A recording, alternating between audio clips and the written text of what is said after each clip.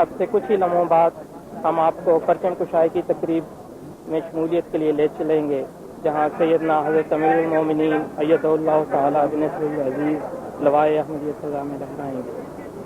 آج کے دیگر پروگراموں میں جرمنی کے وقت کے مطابق 2 بجے اور انگلستان کے وقت کے مطابق 1 بجے سیدنا خلیفۃ المسیح رابع ایدہ اللہ تعالیٰ بنصر العزیز خطبہ جمعہ ارشاد فرمائیں گے۔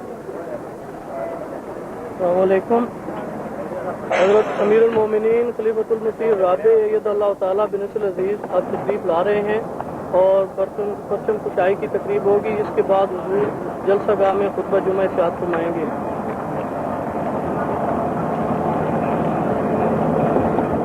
السلام علیکم۔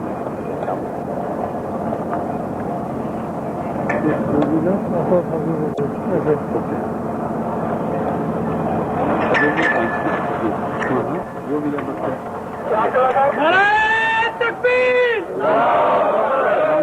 نعرہ تکبیر! اسلام!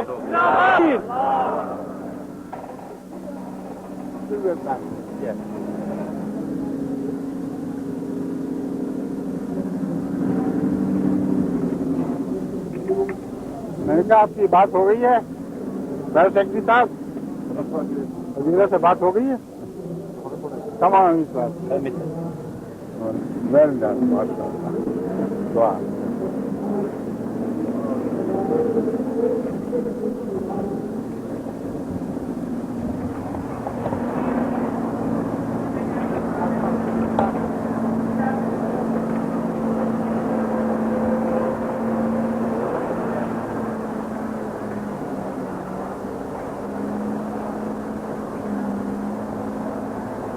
آمین۔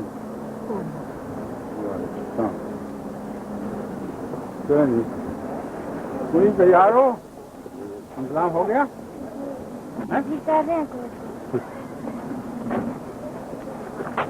یہ بھی یہاں والی نظر تھی نا، یہ بھی میں سنا ہوں۔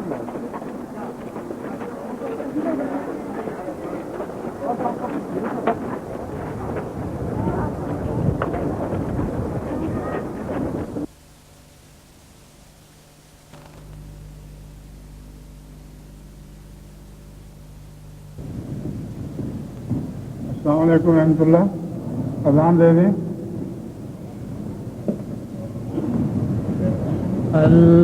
اللہ اکبر، اللہ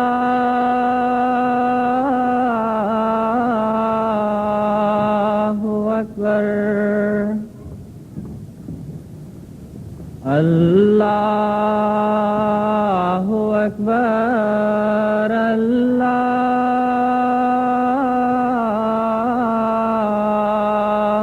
اکبر،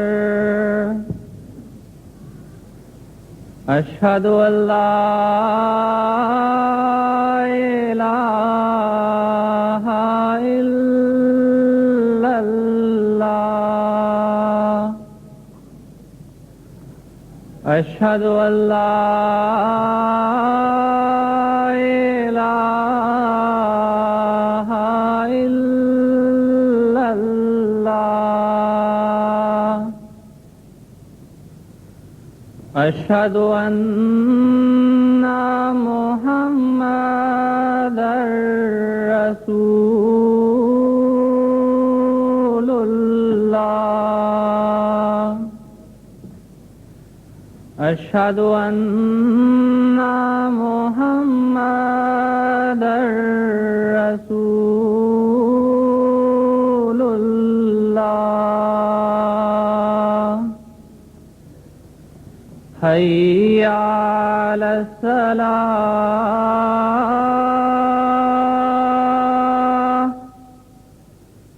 حی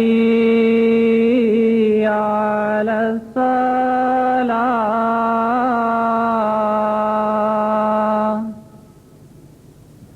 حی علی الفلاح،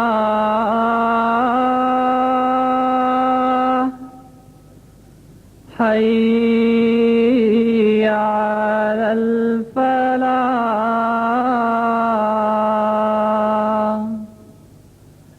اللہ اکبر، اللہ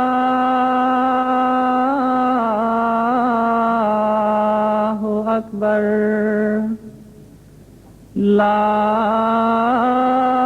الہ الا اللہ.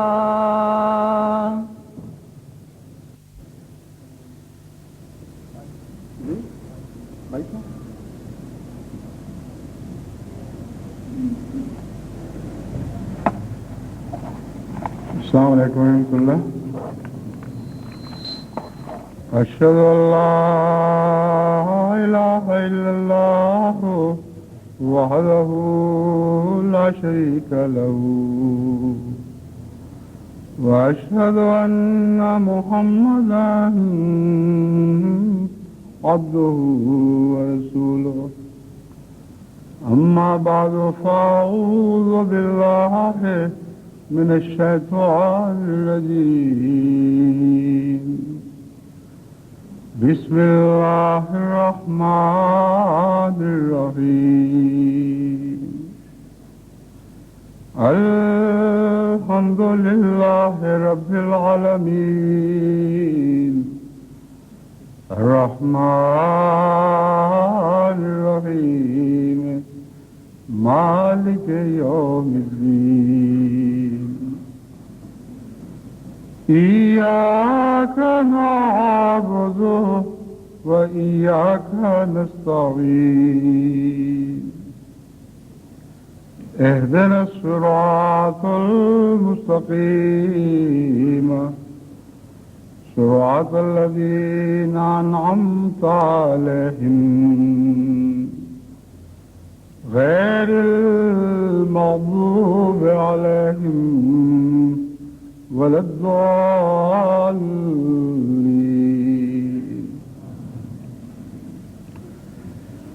آج خدا تعالیٰ کے فضل کے ساتھ جماعت احمدیہ جرمنی کا 22واں جلسہ سالانہ شروع ہو رہا ہے، اور جیسا کہ سابق میں طریق رہا ہے، خطبہ جمعہ ہی کو افتتاحی خطاب بنا لیا جاتا ہے. چنانچہ آج اس افتتاحی خطاب میں یعنی خطبہ جمعہ کی صورت میں میں جماعت کے سامنے کچھ ایسی نصائح رکھنا چاہتا ہوں جو حضرت اقدس مسیح موعود علیہ الصلوۃ والسلام کے مبارک الفاظ میں ہیں.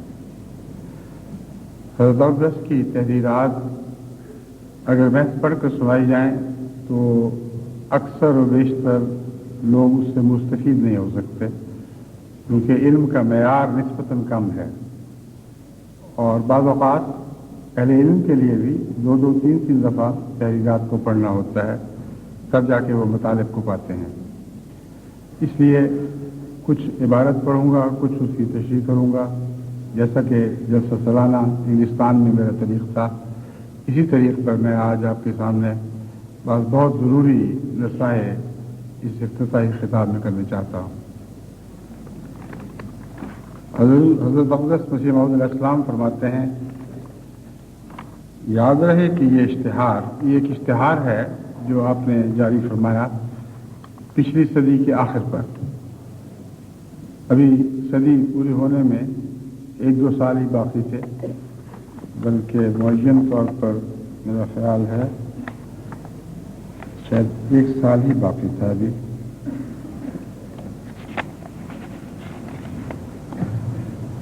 ہاں جی، 1899 میں یہ اشتہار شائع فرمایا گیا ہے.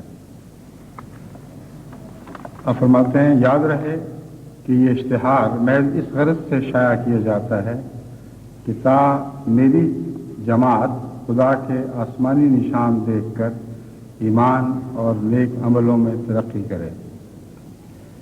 یہ پہلا فقرہ ہے، اس میں بعض آسمانی نشانوں کا وعدہ ہے، اور اشتہار دے کر ان نشانوں کی طرف متوجہ فرمایا گیا ہے کہ میں آج ہی آپ کو مطلع کر رہا ہوں تاکہ جب نشان دکھائے جائیں گے تو جماعت اپنے ایمانوں میں ترقی کرے، اور ان کو معلوم ہو کہ وہ ایک صادق کا دامن پکڑ رہے ہیں، نہ کاذب کا.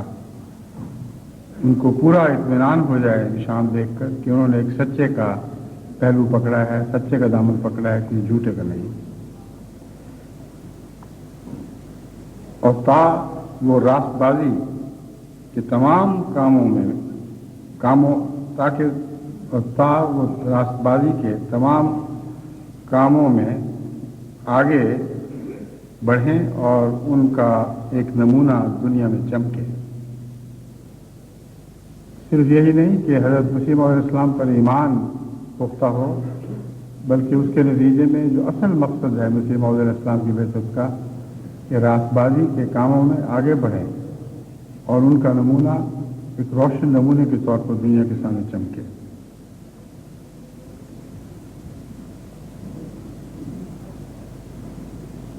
اب حضرت مسیح علیہ السلام اس زمانے میں صدی کے آخر پر جو دشمن بکواس کر رہا تھا اس کا ذکر فرماتے ہیں، اور عجیب بات ہے کہ اب بھی صدی کے آخر پر ویسے ہی شور و غوغا برپا ہے اور ہر جگہ دشمن اسی قسم کی باتوں کو دہرا رہا ہے جو گزشتہ صدی کے آخر پر دہرائی جا رہی تھی۔ ہر ایک طرف سے مجھ پر حملے ہوتے ہیں اور نہایت اصرار سے مجھ کو کافر اور دجال اور کذاب کہا جاتا ہے اور قتل کرنے کے لیے فتوے لکھے جاتے ہیں۔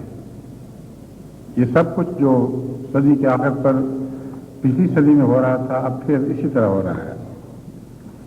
بس ان کو چاہیے، یعنی میری جماعت کو چاہیے کہ صبر کریں اور گالیوں کے ساتھ ہرگز جواب نہ دیں۔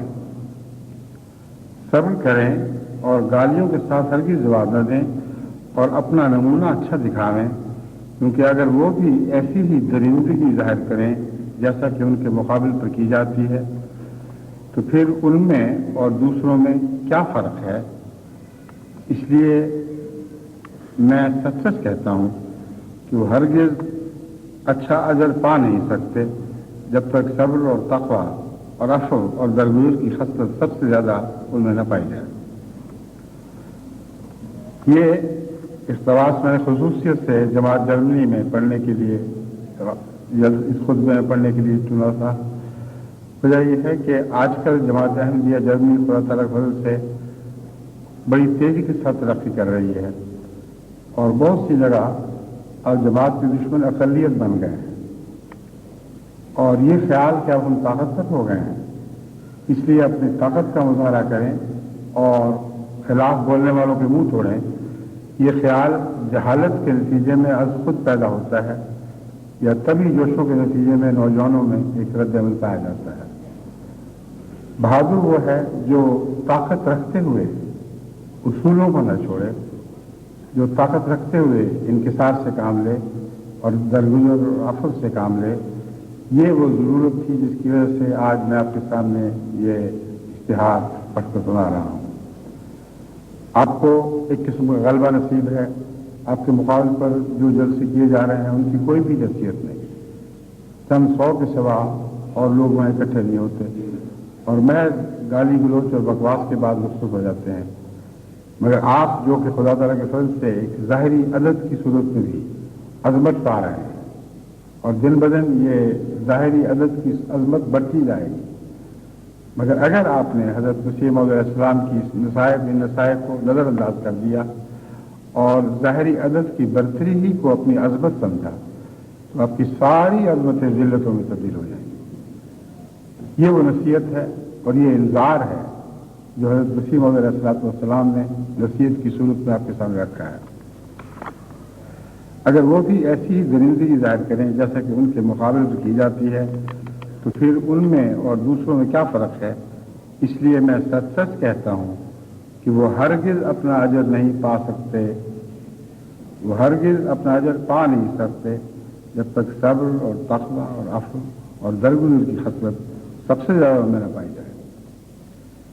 صبر اور تقویٰ اور عفو اور درگزر، یہ 4 صفات ہے جو حضرت مسیح موعود علیہ السلام نے خصوصیت کے ساتھ بیان فرمائی ہیں، اور اسی 4 صفات کے مقابل پر بعض 4 اور صفات ہیں جو آپ سورہ فاتحہ کے حوالے سے آپ کے سامنے پیش کریں گے، اور یہ مضمون ہے جو باہم ربط رکھتا ہے، اور میں امید رکھتا ہوں کہ جماعت جرمنی کے چھوٹے بڑے عورتیں اور مرد سب غور سے اس مضمون کو سن کر اپنے دلوں کی تہوں میں جگہ دیں گے اور سنبھال کر رکھیں گے۔ संभाल कर रखने का एक तो मतलब होता है कि इस्तेमाल ही नहीं किया, मेरी वो मुराद नहीं। संभाल कर इससे चिमटे रहें, इसे हिज़्ब जान बना लें, इसे अपना ओढ़ना बिछौना कर लें। ये नसीहतें जो इस इश्तिहार में की गई हैं, ये इस्लाम की जान है। अगर इन पर आप पूरी तरह से कारबंद हो गए तो खुदा तआला के फजल से आपकी फतह ही फतह है। कोई दुनिया की ताकत पर आपको किसी की तरह से भी, किसी पहलू से भी शिकस्त नहीं दे सकती।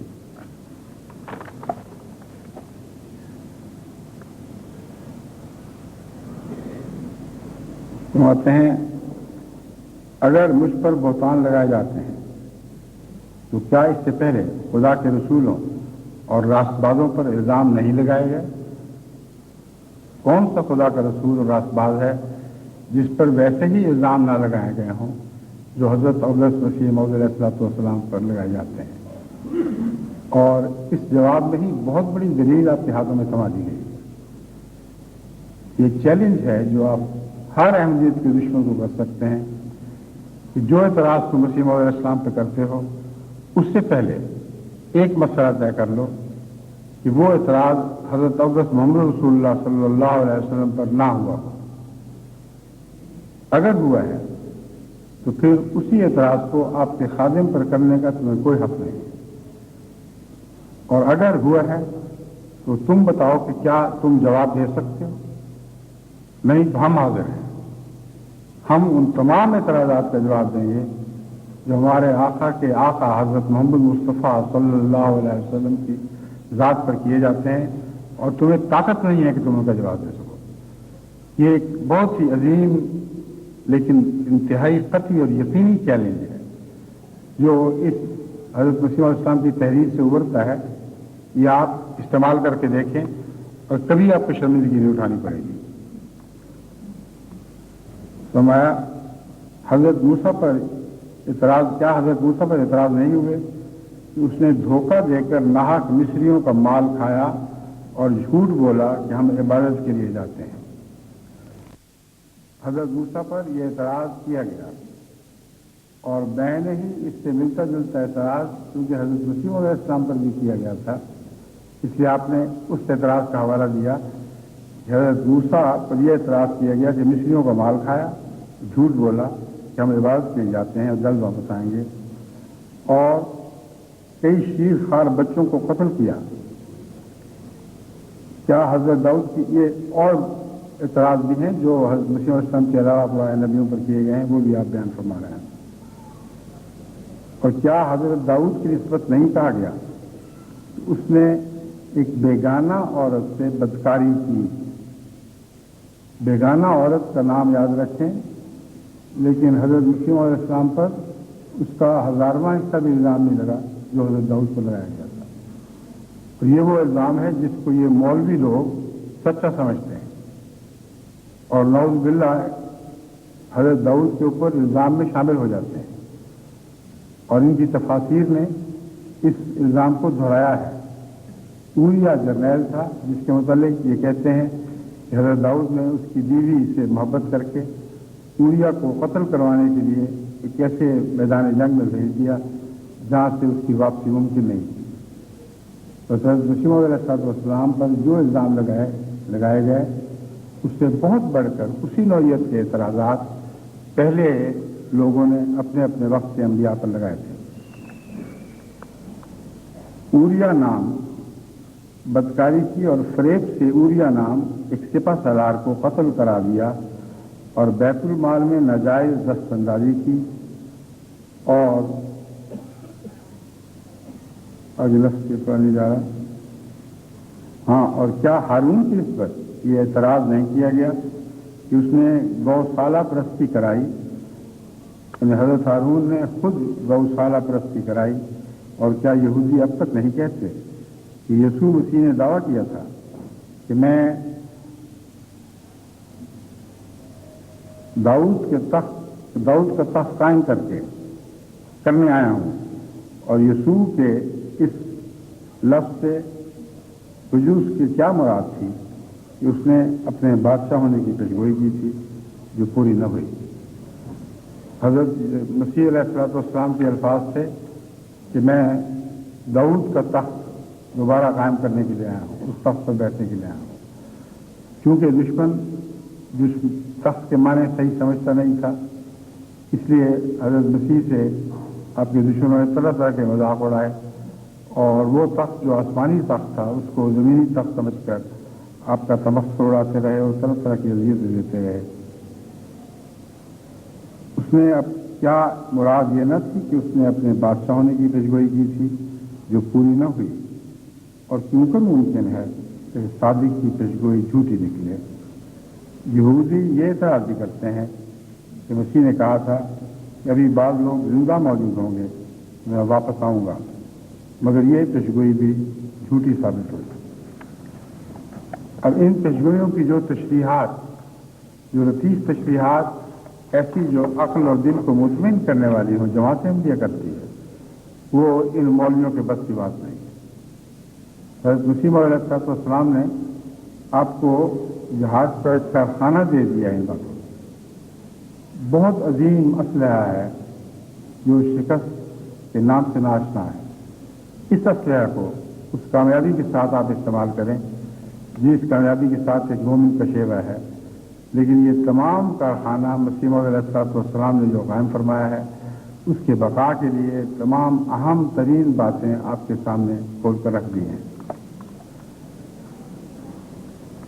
پھر ایسا ہی ہمارے نبی صلی اللہ علیہ وسلم کے بعض امور پر جاہلوں کے اعتراض ہیں، جیسا کہ حدیبیہ کے واقعہ پر بعض ان میں سے مرتد ہو گئے تھے، اور کیا اب تک پادریوں اور آریوں کے قلموں سے وہ تمام جھوٹے الزام ہمارے سید و مولا صلی اللہ علیہ وسلم کی نسبت شائع نہیں ہوئے جو مجھ پر لگائے جاتے ہیں؟ حضرت مسیح موعود علیہ السلام نے باقی نبیوں کے اعتراضات کے حوالے سے بعض باتیں درج فرما دیں، لیکن حضرت اقدس محمد رسول اللہ صلی اللہ علیہ وآلہ وسلم کی جو گہری عزت اور محبت آپ کے دل میں جاگزی تھی، آپ نے ان الزامات کی تفصیل بیان کرنے سے گریز فرمایا ہے۔ لیکن ایک راز کی بات سمجھا دی ہے، فرمایا حضرت صلی اللہ علیہ وآلہ وسلم پر جتنے اعتراض ہوئے ہیں وہ تمام تر میری ذات پر بھی ہوئے، بس جتنے بےہودہ اور گندے اعتراض حضرت مسیح موعود علیہ السلام کی ذات پر کیے گئے ہیں وہ رسول اللہ صلی اللہ علیہ وآلہ وسلم کی دشمن نے حضرت صلی اللہ علیہ وآلہ وسلم کی ذات پر بھی کیے ہیں۔ بس یہ ایک بہت بڑا چیلنج ہے کہ وہ تمام اعتراضات جو حضرت اقدس محمد رسول اللہ بابا وغیرہ کو لب کر کرنے کے لیے گرم پانی ہو تو وہی دیں، وہ سارے اعتراضات حضرت مسیح موعود علیہ السلام کی ذات پر لگائے گئے ہیں۔ اور ایک دفعہ میں نے وہ تمام اعتراضات کو اکٹھا کیا تھا، ایک بھی اعتراض ایسا نہیں جو حضرت صلی اللہ علیہ وآلہ وسلم پر دشمن نے لگایا ہو اور حضرت مسیح موعود علیہ السلام کے متعلق ان مولویوں نے اسے دہرایا نہ ہو۔ اس لیے دو ٹوک فیصلہ اس بات پر ممکن ہے، اور یہ دو ٹوک فیصلہ کرنے کے لیے آپ کو اپنے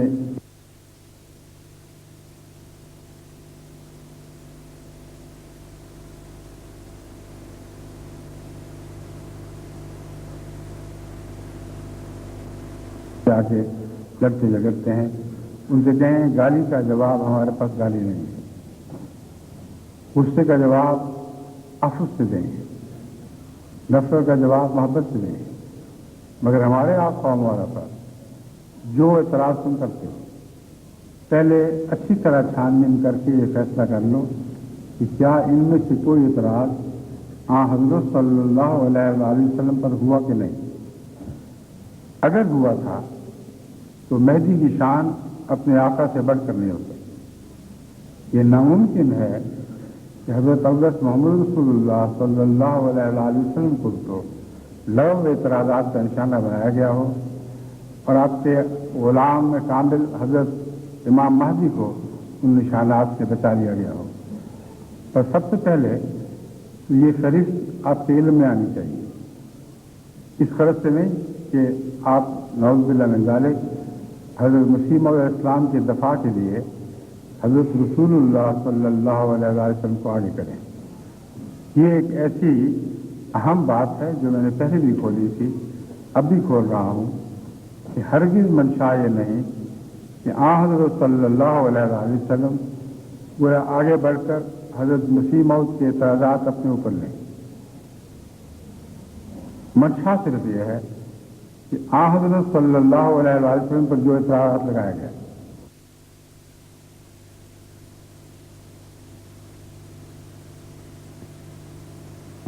तो रसूलुल्लाह सल्लल्लाहु अलैहि वसल्लम का सीना उन एतराज़ों के लिए नंगा कर दिया। वो एक दुश्मन है, रसूलुल्लाह सल्लल्लाहु अलैहि वसल्लम की गुस्ताखी और हद तक का मुझे बनेगा।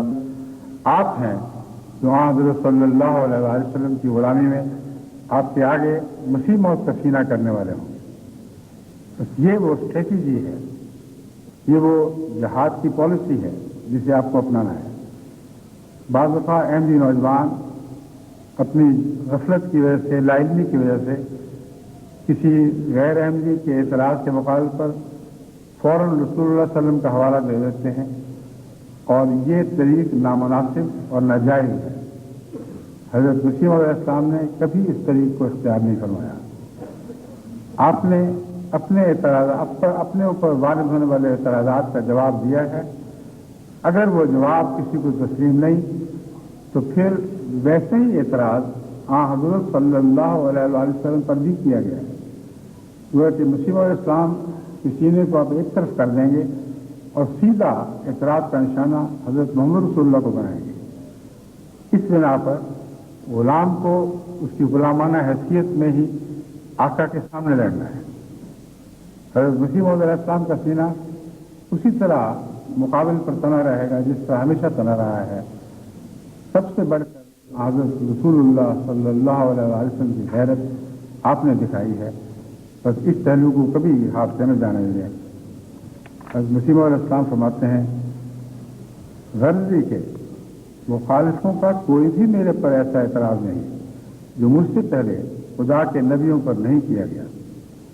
इसलिए मैं तुम्हें कहता हूँ कि जब तुम अपनी गालियाँ और जब तुम ऐसी गालियाँ और ऐसे एतराज़ सुनो तो गमगीन और दिलगीर मत हो, क्योंकि तुमसे और मुझसे पहले खुदा के पाक नबियों की निस्बत थी।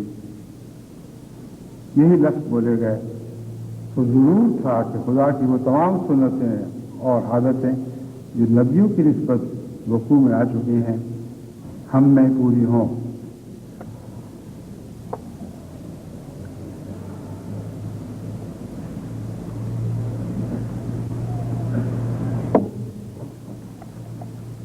इन तमाम एतराज़ात का अंबिया की ज़ात में इकट्ठे हो जाना ये दरअसल अंबिया की सदाकत का निशान है। नबियों के अलावा दूसरे लोगों से सलूक नहीं हुआ। सारी तारीख़ इस्लाम का मुताला कर लें, वो तमाम एतराज़ात जो हज़रत मोहम्मद रसूलुल्लाह पर लगाए गए वो सिर्फ मसीह मौद अलैहिस्सलाम की ज़ात में इकट्ठे किए गए और किसी आलिम, किसी बड़े छोटे, किसी मजहबी रहनुमा, किसी फ़िरके के रहनुमा पर वो सारे एतराज़ इस तरह इकट्ठे वारिद नहीं किए गए जो हज़रत मसीह मौद अलैहिस्सलाम की ज़ात पर रसूलुल्लाह सल्लल्लाहु अलैहि वसल्लम का हवाला दिए बगैर दोहराए गए। मगर आपने जो स्ट्रेटजी मैंने आपको बताई है, जो तर्ज़ जहाद समझाई है, इसके मुताबिक दुश्मन का मुकाबला करना है। मगर याद रखें कि हज़रत मसीह अलैहिस्सलाम को आगे रखना है, पीछे नहीं रखना। रसूलुल्लाह सल्लल्लाहु अलैहि वसल्लम के दिफा के लिए आपका सीना है और आपके दिफा के लिए हमारा सीना है। दुश्मन चाहे तो लाख में छल नहीं करे, हमें कौड़ी की भी परवाह नहीं, मगर हम अपने आका और मौला के तीनों को इन तीनों से जरूर बचाएंगे। अल्लाह ताला हमें इसकी तौफीक अता फरमाए।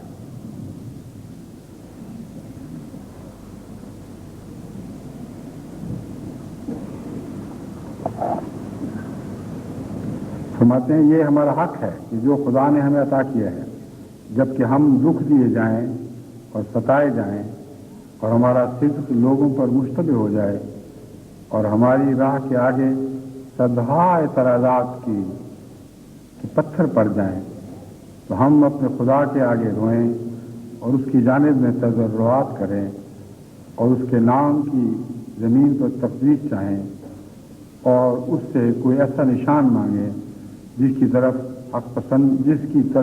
حق پسندوں کی گردنیں جھک جائیں. تو اسی طور پر میں نے دعا کی.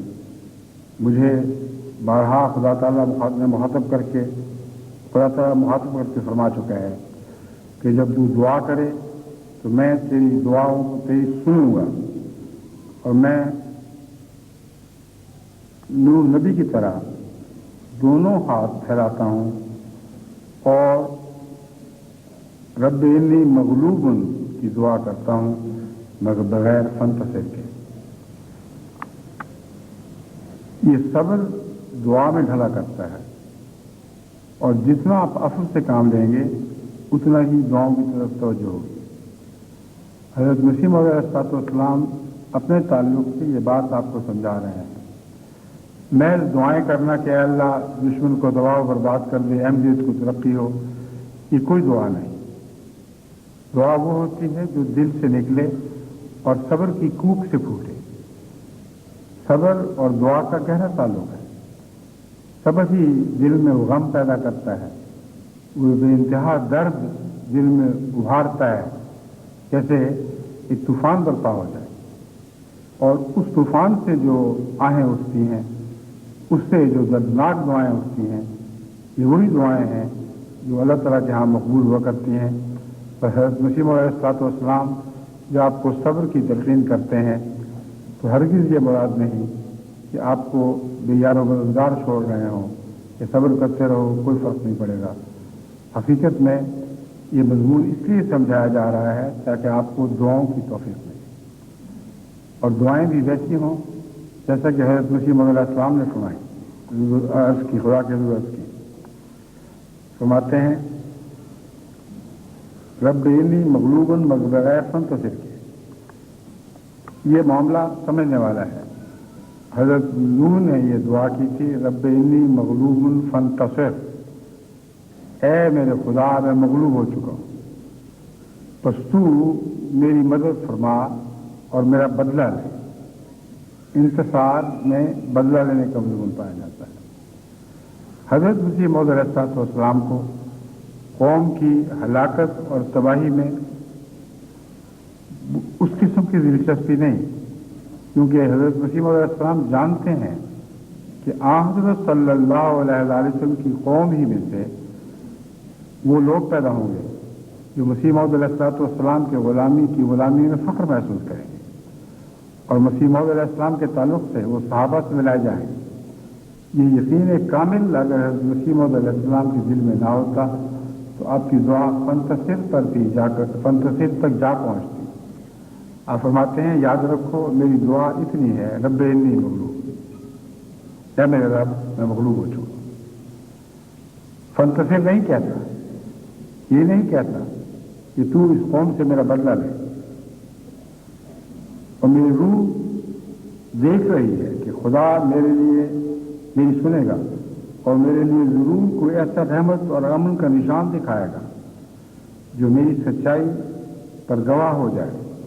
میں اس وقت کسی دوسرے کو مقابلے کے لیے نہیں بلاتا اور نہ کسی شخص کے ظلم اور جور کا جناب الہی میں اپیل کرتا ہوں, بلکہ جیسا کہ میں تمام ان لوگوں کے لیے بھیجا گیا ہوں جو زمین پر رہتے ہیں, خواہ وہ ایشیا کے رہنے والے ہیں اور خواہ یورپ کے اور خواہ امریکہ کے.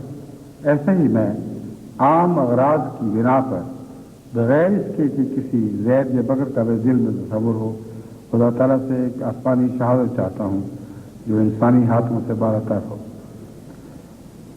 یہ مباہلے کے علاوہ ایک مضمون ہے. مباہلے کی باتیں اس سال کے آغاز میں کر چکا ہوں, آپ کو تفصیل سے سمجھا چکا ہوں. حضرت مسیح موعود علیہ السلام بھی اس اشتہار سے پہلے, اس صدی کے اختتام سے پہلے مباہلے کا اعلان کر چکے تھے. اس میں ایک مقابلہ ہے, اس میں دعا ہے کہ اللہ تعالیٰ اگر یہ تیری قسمیں, تیری عزت جلال کی قسمیں کھا کر جھوٹ بولیں تو پھر تو ان سے ہمارا بدلہ اتار. لیکن یہ اس سے بالا مقام ہے. آپ فرماتے ہیں یہاں میں کسی زید بکر کسی دشمن کا کوئی تصور نہیں رکھتا. میں اپنے رب سے یہ عرض کر رہا ہوں کہ میں مغلوب ہو گیا ہوں، یعنی انہوں نے میری کوئی بات نہیں مانی، جو سچائی کا فیصلہ کرنے کی رائے تھی وہ سب یہ ترک کر بیٹھے، ایسے مقام پر آ گئے جہاں فیصلے زمین نہیں سے نہیں بلکہ آسمان پر کیے جاتے ہیں۔ تو سے میرے رب، میں تجھ سے ایک نشان چاہتا ہوں، کوئی ایسا نشان ظاہر فرما جس کے نتیجے میں میری صداقت روشن ہو جائے، اور وہ نشان امن کا نشان ہو۔ ایک بہت ہی عظیم دعا ہے جو اس صدی کے آخر پر آپ کو خاص طور پر اپنے پیش نظر رکھنی چاہیے۔ جہاں تک جاری مباحلے کا تعلق ہے، وہ اپنا کام ایک سال کے اندر ضرور دکھائے گا اور دکھا رہا ہے، اس کو میں کالعدم نہیں کر رہا۔ یاد رکھیں، مباحلے کی دعائیں اپنے طور پر جاری رہیں گی، مگر مباحلے کے بعد جیسا کہ ہمیں نظر آ رہا ہے ضدی لوگ پھر بھی ضد کریں گے، اور ان کی ضد توڑنے کے لیے آسمان سے ہمیں ایک امن کا نشان مانگنا ہے۔ اس کے لیے اس سارے صبر اور عفو اور درگزر کی ضرورت ہے، جس کا حوالہ مسیح علیہ السلام شروع میں دے چکے ہیں۔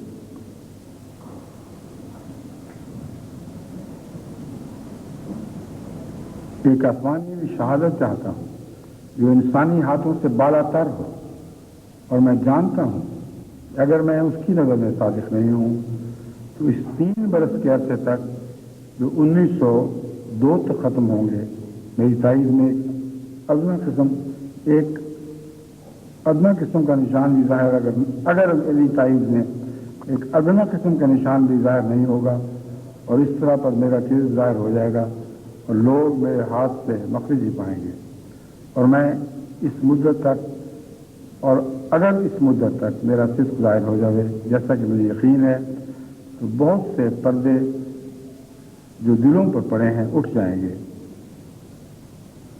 میری یہ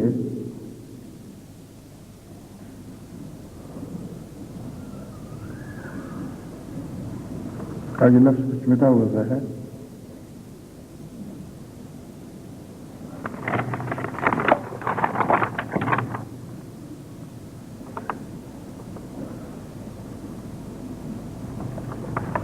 حضرت مسیح علیہ السلام جو 3 سال کے عرصہ میں ایک نشان مانگ رہے ہیں، جلسہ سالانہ کی تقریر میں غالباً میں نے بھی آئندہ 2-3 سال کی بات کی تھی۔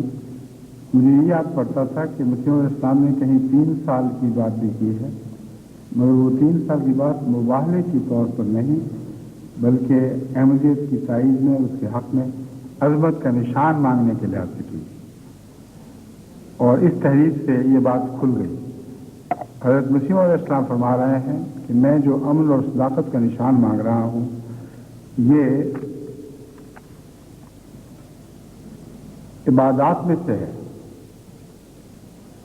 یہ نشان ایک ایسی دعا سے تعلق رکھتا ہے جو سورہ فاتحہ کی جان ہے، اور یہ نشان ایسا ہے جو میری ساری جماعت کے ہر فرد میں ظاہر ہوگا، اور اس غرض کے لیے آپ نے 3 سال مانگے ہیں ایک امن کے نشان کے طور پر۔ اور آپ لوگ حیران ہوں گے کہ یہ کس قسم کا امن کا نشان ہے جو جماعت احمدیہ کے ہر فرد میں ظاہر ہونے والا ہے، اور اس کے لیے حضرت مسیح علیہ السلام نے 3 سال اس لیے مانگے ہیں کہ اس کے لیے بہت محنت اور مشقت کی ضرورت ہے، بہت دعاؤں کی ضرورت ہے، گریہ وزاری سے خدا تعالیٰ سے مدد مانگتے ہوئے پاک تبدیلیاں چاہنے کی ضرورت ہے، اور یہ دراصل وہ نشان ہے جس کی طرف مسیح علیہ السلام آپ کے ذہنوں اور دلوں کو منتقل فرما رہے ہیں۔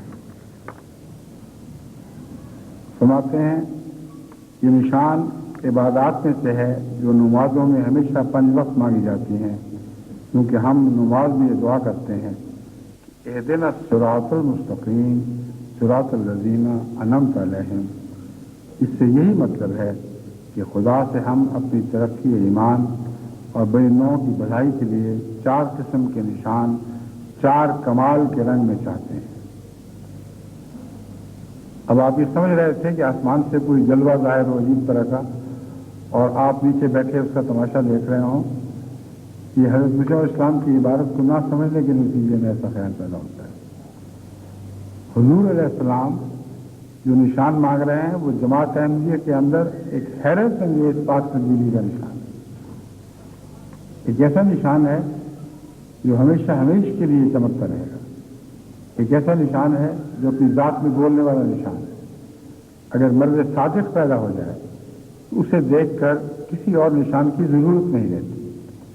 بس حضرت مسیح موعود علیہ السلام جماعت احمدیہ کو اس دعا کی طرف متوجہ فرماتے ہیں، اہدنا الصراط المستقیم صراط الذین انعمت علیہم، کہ ہمیں سیدھے راستے کی طرف ہدایت فرما، سیدھا راستہ ان لوگوں کا جن پر تو نے انعام فرمایا۔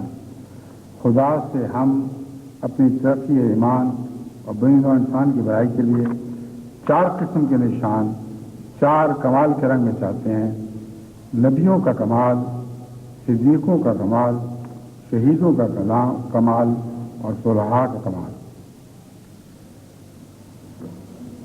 تو نبی کا خاص کمال یہ ہے کہ خدا سے ایسا علم غیب پائے جو بطور نشان کے ہو۔ حضرت مسیح موعود علیہ السلام نے خدا سے بالعموم جو دعائیں کیں ان کے نتیجے میں نبی کا کمال تو آپ کو عطا ہو گیا، اور اس کمال کے پیچھے پیچھے ہمارا قافلہ چل رہا ہے۔ ہمارے لیے جو 3 کمال باقی ہیں جنہیں ہمیں اپنانا ہے اور ہر احمدی کو اس کا نمونہ بننا ہے، وہ کمالات یہ ہیں۔ صدیق کا کمال یہ ہے کہ صدق کے خزانے پر ایسے کامل طور پر قبضہ کرے، یعنی ایسے اکمل طور پر کتاب اللہ کی سچائیاں اس کو معلوم ہو جائیں کہ بوجہ خارق عادت ہونے کے نشان کی صورت پر ہوں، اور اس صدیق کے صدق پر گواہی دے۔ یعنی تمام جماعت احمدیہ کو اگر صدیق کا نشان دکھانا ہے تو ان کے لیے لازم ہے کہ قرآن کریم میں جو صدیقیت کے نشانات بیان فرمائے گئے ہیں وہ تمام نشانات اپنی ذات پہ پوری کر کے دکھائیں، اور جماعت احمدیہ میں کثرت سے صدیق پیدا ہونے لگے۔ یہ ایک ایسا نشان ہے جو حیرت انگیز طور پر اسلام کا مقصود ہے، اسلام کا کی منزل ہی ان نشانات کی طرف لے کے جانا ہے، اور یہی وہ نشان ہے جو حضرت مسیح علیہ السلام اپنی جماعت میں دیکھنا چاہتے ہیں۔ اگر یہ نشان آج ہماری جماعت میں ظاہر ہو جائیں تو اس کے سوا اور کسی غلبے کے مانگنے کی ضرورت نہیں ہے۔ یہی نشانات کا غلبہ ہے جو جماعت احمدیہ کو تمام دنیا پر غالب کرے گا، اور ایسے رنگ میں غالب کرے گا کہ اس غلبے کی قیمت ہوگی، جو عددی غلبہ نہیں ہوگا، جو صلاحیتوں کا غلبہ ہوگا۔ بس آج جب کہ ہم عددی غلبے میں خدا تعالیٰ کے فضل سے آگے بڑھ رہے ہیں، اس عددی غلبے کو صلاحیت کا غلبہ صلاحیت کے غلبے میں بدلنے کے لیے ہمیں آج ہی جد و جہد کی ضرورت ہے، ورنہ یہ عددی غلبہ ہمارے کسی کام نہیں آئے گا۔ اس سلسلے میں نے گزشتہ چند خطبات میں اور اس سے پہلے بھی آپ کو متوجہ کیا تھا کہ ہمارا ہر مسئلے کا حل وحدانیت ہے، توحید باری تعالیٰ ہے جس کے ذریعے ہمارے سارے مسائل حل ہوں۔ اگر توحید کو چھوڑیں گے تو آپ کا عددی غلبہ دنیا قبول نہیں کرے گی۔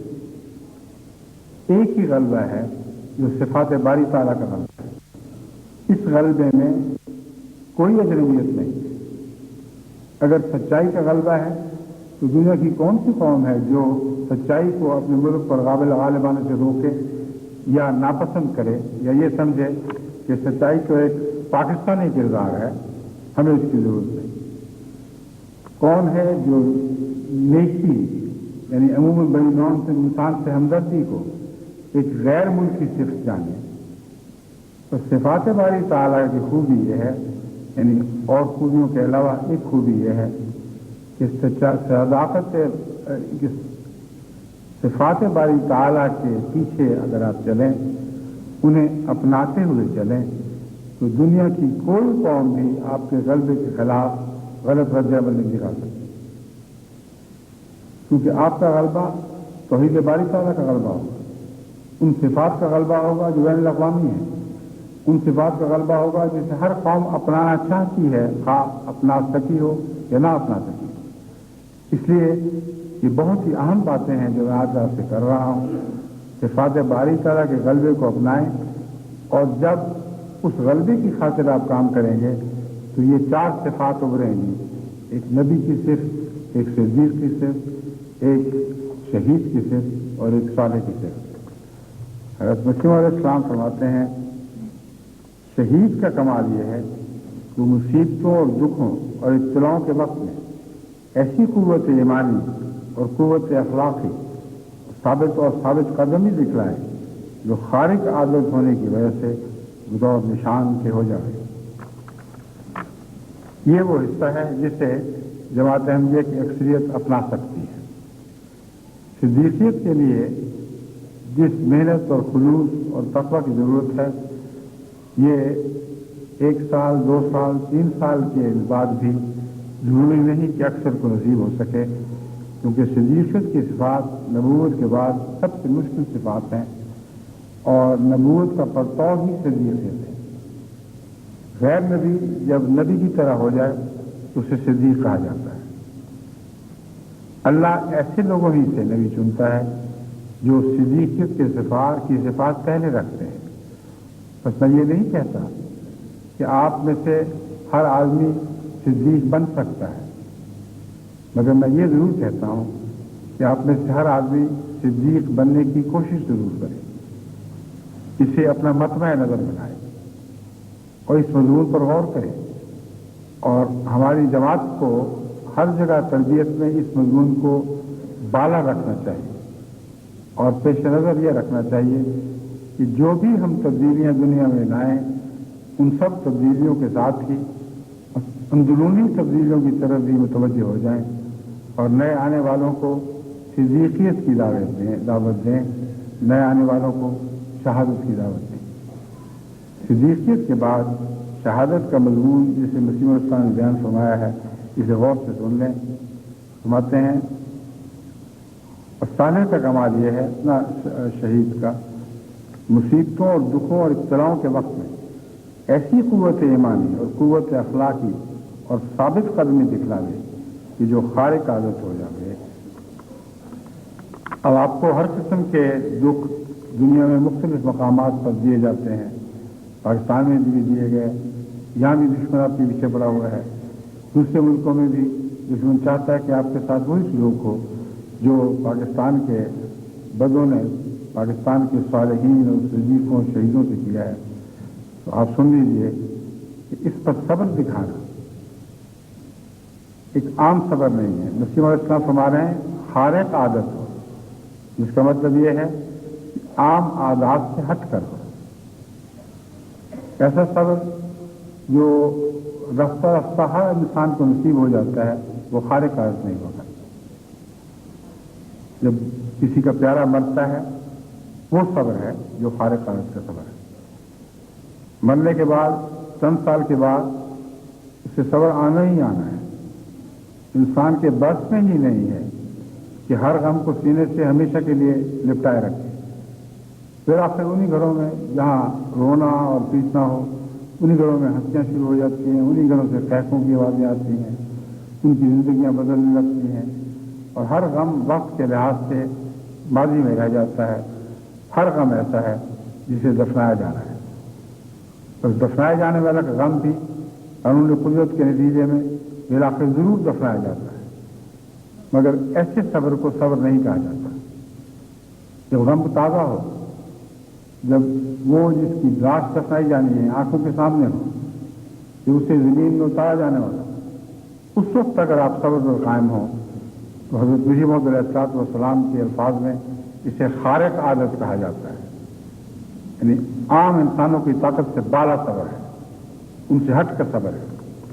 فرمایا تم مصیبتوں اور مصائب اور ابتلاؤں میں خارق عادت صبر دکھاؤ، اور یہ صبر ایسا ہے جو آسمان کے کنگرے ہلا دیا کرتا ہے، یہ صبر ایسا ہے جو سچی اور گہری دعاؤں کی توفیق بخشتا ہے، یہ صبر ایسا ہے جو دنیا میں انقلاب برپا کرنے کی صلاحیت رکھتا ہے، اور دنیا میں سب سے زیادہ انقلاب शहीदों के जरिए बर्पा हुआ है। सिद्दीक अपनी जगह रहे और रसालत से चिमटे रहे, रसालत का निशान तो बन गए मगर कसरत से न पैदा हुए। शहीद वो हैं जो उम्मत मोहम्मदिया में कसरत के साथ हर जमाने में पाए जाते हैं, और ये उनकी शहादत है जो इस्लाम की सच्चाई की शहादत है। शहीद को शहीद इसीलिए कहा जाता है कि ऐसा शख्स जिसकी गवाही पर एतमाद किया जाता है, कामिल यकीन किया जाता है। और जो शख्स अपनी जात को एक सच्चाई की खातिर फना कर दे, उससे बढ़कर किसी की शहादत नहीं हो सकती।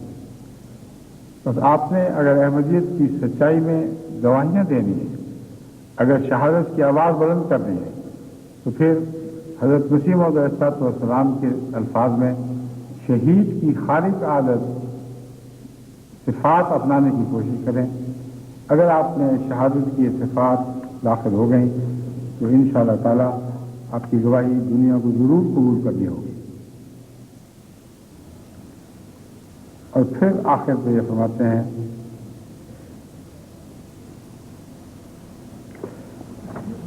साले का कमाल ये है। अब ये आम मुसलमान जिनमें इस वक्त मेरी नज़र में अहमदी हैं, वो सारे शामिल हैं। जो बुलंद मकामात आपको बताए थे, हो सकता है बाज़ों को तसव्वुर भी वहाँ ना पहुँचा हो, मगर जो अदना मकाम मैं आपको अब बताने लगा हूँ, जहाँ से हमारा सफ़र शुरू होता है, अपने नफ्स पर गौर करके देखें कि क्या आपको ये मकाम नसीब हो चुका है जो बुनियादी प्लेटफॉर्म है। इस पर कदम रखेंगे तो अगली मनाजिल तय होने का इम्कान पैदा होता है। अगर इस बुनियादी सतह पर आपका कदम नहीं है तो अगले सारे मकामात आपके तसव्वुर की बातें हैं, उनकी कोई हकीकत नहीं है। पर इसे गौर से सुन लीजिए। फरमाते हैं,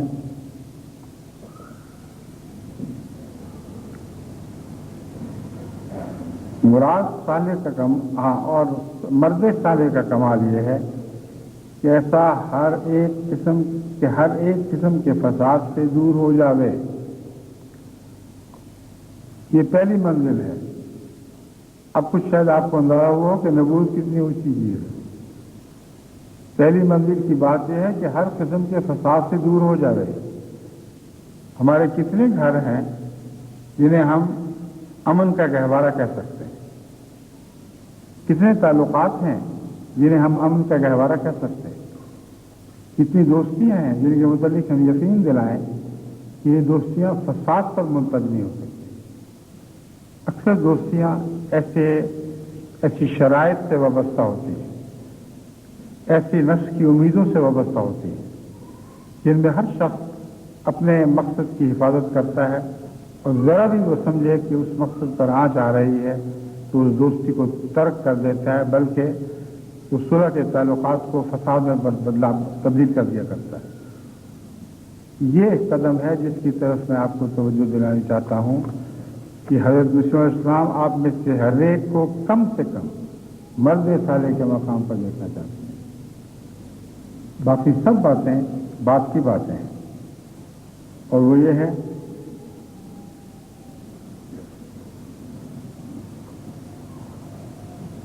मैं कहता हूँ, ये हर एक किस्म के फसाद से दूर हो जाए और मुजस्सम सलाह बन जाए। वो कामिल मुजस्सम सलाह बन जाने की वो कामिल सलाहियत उसकी खालिक आदत होने की वजह से बतौर निशान मानी जाए। हर अहमदी कामिल तौर पर पुरअमन है।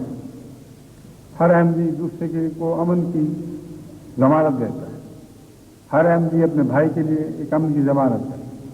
हर अहमदी अपनी बीवी के लिए, अपने बच्चों के लिए, अपने दोस्तों के लिए एक अमन की जमानत है। हर घर को फसाद से पाक करना, ये वो पहला कदम है जो हमें लाज़िमन उठाना होगा। उसके बगैर हमारी सारी तरक्कियात की ख्वाबें ख्वाब व ख्याल हैं।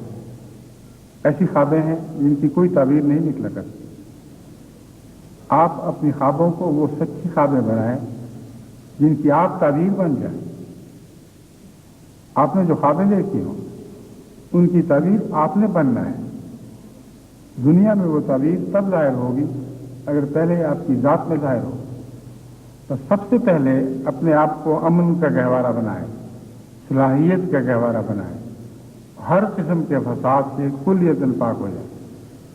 یہ بات ایک فقرے میں ہے مگر انسانی ساری زندگی کے ہر پہلو پر محیط ہے.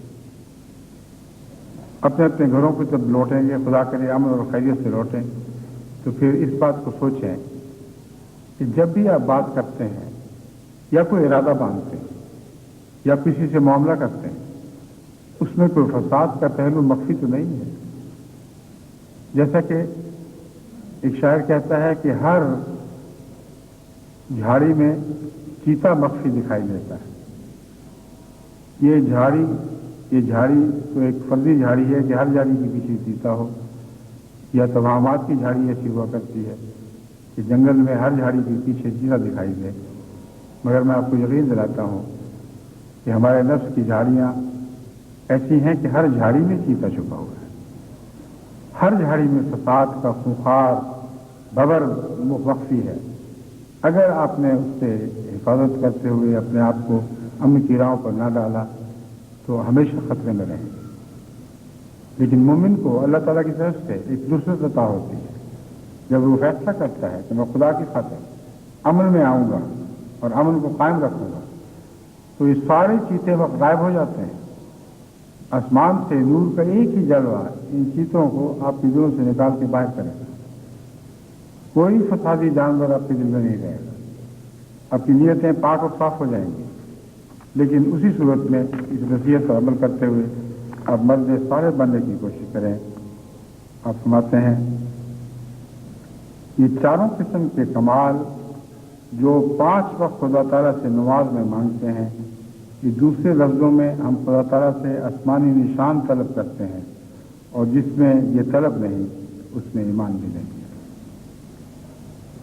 وہ نشان جس کی طرف گھیر کر آپ کو لے جایا جا رہا ہے، یہ سورہ فاتحہ کی اس آیت کا نشان ہے، اہدنا الصراط المستقیم صراط الذین انعمت علیہم.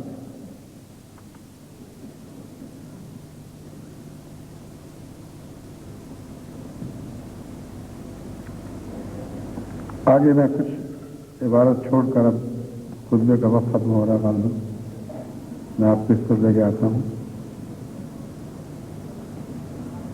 ایک شخص خدا تعالیٰ کی تقدیس تبھی کر سکتا ہے کہ جب وہ یہ چاروں قسم کے نشان خدا تعالیٰ سے مانگتا رہے. حضرت مسیح نے بھی مختصر لفظوں میں یہی سکھایا تھا. دیکھو متی باب 8، تم اس طرح دعا مانگو، اے ہمارے باپ جو آسمان پر ہے، تیرے نام کی تقدیس ہو. حضرت مسیح علیہ الصلوۃ والسلام نے آسمانی باپ سے یہ دعا مانگی تھی جسے حضرت مسیح علیہ الصلوۃ والسلام مسیح ثانی کے طور پر آپ کے سامنے رکھ رہے ہیں کہ تیرے نام کی تقدیس ہو. آپ فرماتے ہیں جب تک تمہارے دلوں میں وہ قوت قدسیہ پیدا نہ ہو جائے جس کی طرف تمہیں میں بلا رہا ہوں، تمہیں ان دعاؤں کے جواب میں کوئی آواز نہیں آئے گی. اپنے نفس کو پاک و صاف کرو اور پاک صاف کرنے کے لیے خدا سے دعائیں مانگو، اور پھر دیکھو کہ خدا تعالیٰ کے فضل کے ساتھ ایک نئی زمین اور ایک نیا آسمان پیدا ہوگا. اور نئی زمین اور نیا آسمان وہ زمین و آسمان ہیں جن کو بنانے کے لیے حضرت محمد مصطفیٰ صلی اللہ علیہ وسلم دنیا میں تشریف لائے، اور جن کی اثر نو تعبیر کا ہم نے ارادہ کیا ہے. اللہ ہمارے ارادوں میں برکت ڈالے اور ہمارے اندر یہ پاک معنی خیز تبدیلیاں پیدا کرے. ورنہ فتح کے نعرے لگانا میری جھوٹی شیخی ہے، ان کی کوئی بھی حقیقت نہیں.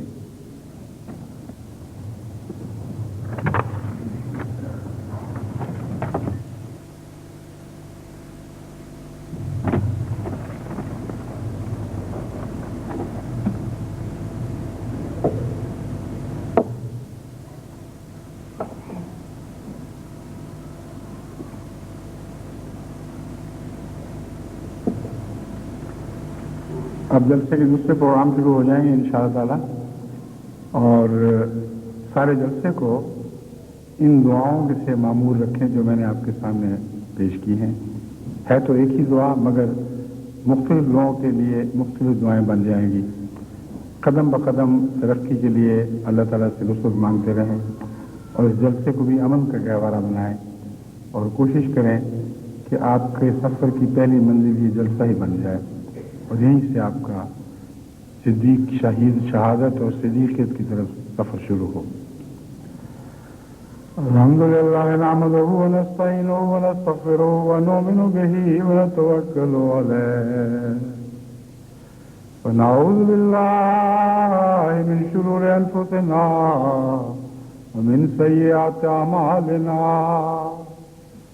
من یهدہ اللہ فلا مضل له ومن يضلل فلا هادي له ونشهد أن لا إله إلا الله وحده لا شريك له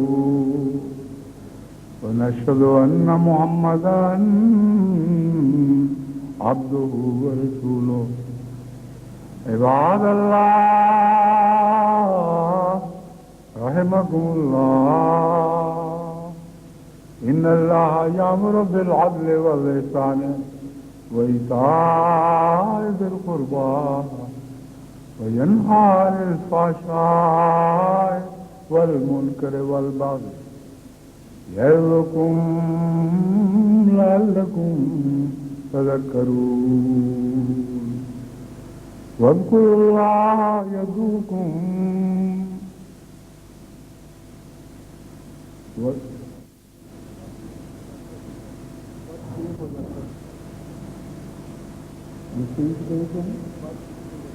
وہی میں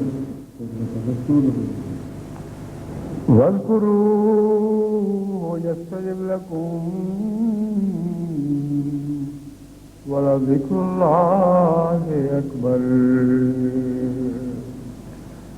اب نماز کی تیاری کریں، سب باندھیں.